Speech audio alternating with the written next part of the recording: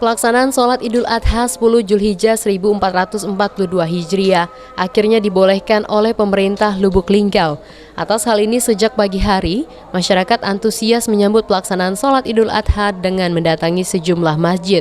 Salah satunya Masjid Agung As-Salam yang berada di Kelurahan Pasar Pembiri, Kecamatan Lubuk Linggau Barat, 2 Kota Lubuk Linggau. Ratusan jamaah memadati masjid. Meski kondisi Lubuk Linggau sedang hujan, namun tidak menyurutkan niat masyarakat untuk sholat di masjid termegah di kota sebiduk Semari tersebut.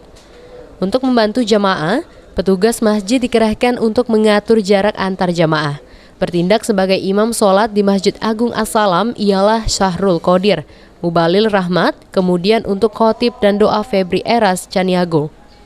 Salah satu warga mengucapkan rasa syukur karena Idul Adha kali ini sholat id di masjid masih diperbolehkan, namun dengan prokes ketat. Apalagi tidak semua daerah bisa melaksanakan sholat id di masjid, di tengah penerapan PPKM atau pemberlakuan pembatasan kegiatan masyarakat. Rino berharap pandemi COVID segera berakhir agar masyarakat bisa beraktivitas dengan normal. Masa PPKM ini kita masih diberi kesempatan ya sama pemerintah untuk sholat. Berbeda dengan daerah yang lain, di Kota Lubuk Linggau kita masih diberikan untuk sholat Idul Adha. Tri Hajariah, PAL TV.